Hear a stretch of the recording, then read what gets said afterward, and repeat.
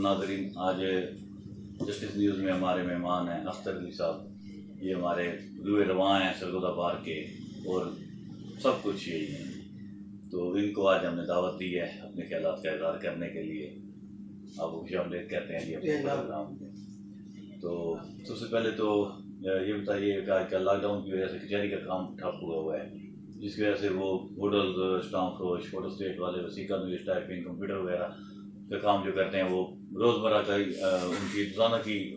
دیہڑی جو ہوتی ہے دیہڑی دار بندے ہی ہیں. تو ان کا حالات جو ہیں مالی حالات کے بارے میں کیا کچھ دیکھیں جی، اس وقت تو پوری دنیا میں یہ جو صورتحال پیدا ہوئی ہے لاک ڈاؤن کی، پوری دنیا متاثر ہوئی ہے. لیکن ہمارا غریب شہر ہے، غریب ملک ہے، جس کی وجہ سے بہت زیادہ پرابلم ہے. رہا سوال جو آپ نے کیا ہے ضلع کچہری کے متعلقہ، کچہری کا نظام جو ہے ہمارا وہ ایسے ہے کہ ڈیلی بیسس کا روزانہ کی بنیاد پر ہے. یہاں پر جوتے پالش کرنے والے سے لے کے وکیل کے کلرک تک سب روزمرہ کی دیہڑی پر ہی ہوتے ہیں، یا جو دن میں انہوں نے ورک کرنا ہے، اپنے بچوں کے لیے روٹی کا ذریعہ بنانا ہے. آج تقریباً 1.5-2 ماہ ہو چکے ہیں اس لاک ڈاؤن کو. ضلع کچہری کا نظام بالکل میں سمجھتا ہوں کہ ختم ہونے کے برابر ہو چکا ہے، کیونکہ نہ تو فوٹو اسٹیٹ والے کا کام ہے، نہ ہوٹل رمضان شریف کی وجہ سے ویسے بھی بند ہے، وہ پہلے بھی بند ہو چکے تھے. لیکن پہلے یہ ہوتا تھا کہ رمضان شریف میں ہوٹل وغیرہ کچہری میں کھل جاتے تھے، لیکن اس مرتبہ تو وہ بھی نہیں ہے، کیونکہ باہر سے سائلین نہیں آ رہے ہیں. اور دوسری سب سے بڑی بات ہے پبلک ٹرانسپورٹ بند ہے، پبلک ٹرانسپورٹ کی وجہ سے یہ سارا نظام. اگر یہ پبلک ٹرانسپورٹ بند نہ ہوتی تو امید تھی کہ عدالتوں کا کام تو جاری رہتا. ملک صاحب آپ بالکل ٹھیک کہہ رہے ہیں. اگر پبلک ٹرانسپورٹ ہوتی تو ضلع کچہری نہیں،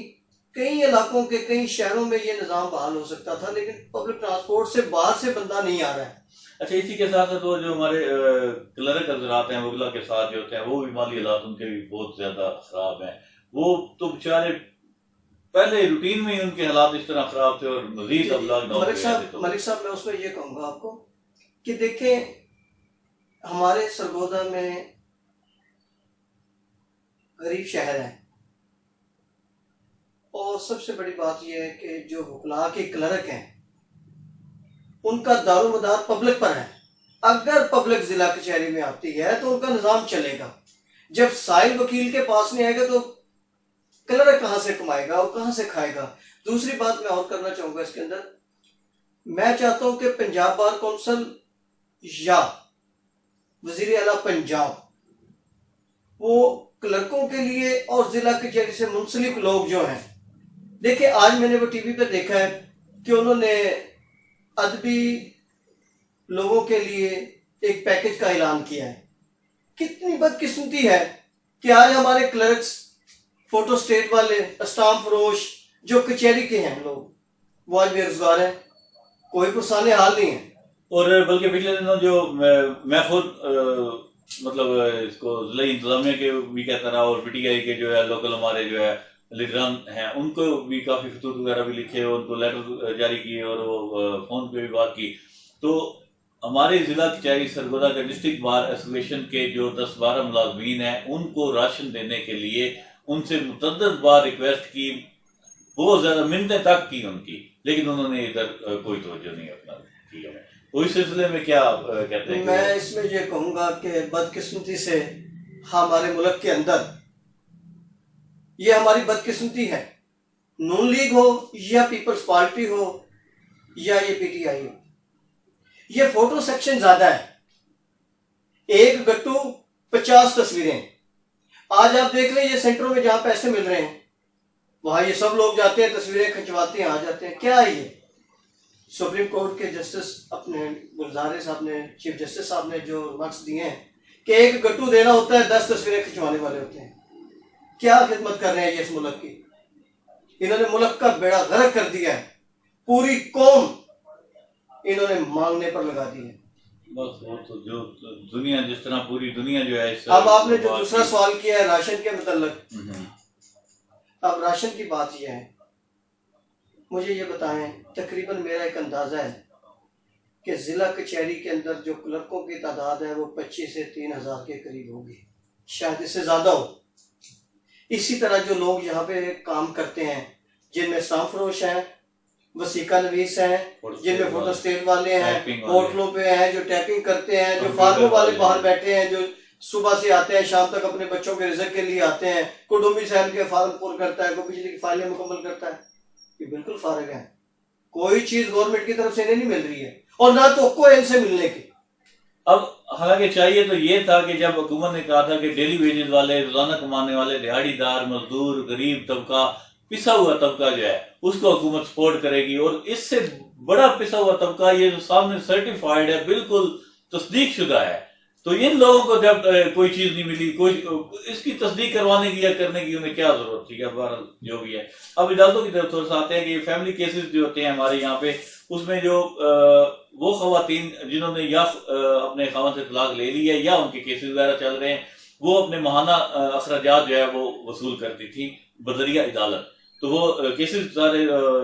بند ہونے کی وجہ سے، عدالتوں کا کام ٹھپ ہونے کی وجہ سے ان کو وہ ماہانہ اخراجات ملنے بھی بند ہو گئے ہیں۔ اب یہ وہ خواتین ہیں جن کا کوئی پرسانیال نہیں، ان کا کوئی آمدن کا اور ذریعہ نہیں، وہ یہی پیسے یہاں سے وصول کر کے، ان کے شیر خوار بچے ہیں ان کو دودھ پلانے کے لیے، ان کو دیگر اخراجات پورے کرنے کے لیے یہ انہیں وہ پیسے ملتے تھے، لیکن وہ عدالتیں بند ہونے کی وجہ سے ان کے بھی 2 ماہ ہو گئے اخراجات جو ہے یہ بند ہوئے ہیں۔ اس بارے میں آپ کیا کہتے ہیں؟ میں chief justice Lahore high court سے اپیل کروں گا، کیونکہ یہ نہ تو سیشن جج صاحب کے اختیار کی بات ہے، نہ کسی پبلک احتجاج کی بات ہے، یہ ہائی کورٹ کے متعلقہ کام ہے۔ میں chief justice Lahore high court سے اپیل کروں گا کہ خدا را فیملی کیس جو اخراجات کے ہیں، بچوں کے خرچے کے ہیں، کم از کم وہ جس طرح ارجنٹ میٹر جاری ہے ضلع کچہری، نیو دائری جس طرح نیو دائری ہے، اسٹے کے معاملات ہیں، یہ بھی زیادہ ہے، ضروری ہے۔ غریب گھروں کی بچی ہیں جنہیں طلاق ہوگی ہے، جن کے 4 بچے ہیں، 5 بچے ہیں، جو ان سے خرچہ لے کر اپنے بچوں کا پیٹ پالتی تھی، وہ آج بند ہے۔ میں جناب chief justice Lahore high court سے ہاتھ باندھ کر یہ اپیل کروں گا کہ کم از کم فیملی میٹر کے یہ کیس جو ہے نا ارجنٹ بنیادوں پر ارجنٹ کیسز میں شامل کیا جائے۔ اگر یہ شامل ہو جائے تو کئی سینکڑوں بچیوں جو گھروں میں اس وقت، ایک تو عذاب بھوک کا آ گیا، دوسرا بیماری کا آ گیا، تیسرا یہاں سے بندش ہو گئی ہے خرچے کی۔ اس لیے میں بار بار بڑے ادب کے ساتھ chief justice high court Lahore سے اور chief justice supreme court of Pakistan سے یہ التجا کروں گا کہ خدا را فیملی میٹر کے کیس بھی ارجنٹ میٹر کیسوں میں شامل فرما لیے جائیں، تاکہ جن کے بچوں کے خرچے کے جو کیس ہیں وہ بھی ارجنٹ بنیادوں پر سنے جائیں۔ اس سے یہ ہوگا کہ غریب بچیاں، جو غریب لوگوں کی بچیاں، ایک تو ان پہ ظلم ہو گیا کہ طلاق ہو گئی ہے، سب سے بڑا ظلم تو یہ ہے، وہ غیر آباد ہو کے گھر بیٹھ گئی ہیں، تو اب دوسرا خرچہ یہ ہے کہ کئی ایسی بچیاں جو یتیم ہیں، جن کا کوئی پرسانیال حال نہیں، کوئی ان کا روزی کمانے والا نہیں ہے کوئی، تو یہ تو میں تو یہی اپیل کر سکتا ہوں وزیر اعلیٰ سے نہیں، chief justice Lahore high court سے، کہ وہ مہربانی کر کے فیملی کیس کو بھی ارجنٹ میٹر میں شامل فرما لیں تو بہت بہتر ہوگا۔ بہت بہت شکریہ اختر صاحب، آپ نے ہمیں ٹائم دیا۔ میں آپ کا بھی شکر گزار ہوں کہ آپ نے ہمارے اس ادارہ کو بڑی عزت بخشی ہے، ڈسٹرکٹ بار ایسوسی ایشن سرگودا کو، اور وکلا کی آپ نے جو خدمات سر انجام دی ہیں، خدا کی قسم میں آپ کو وہ الفاظ نہیں ہیں،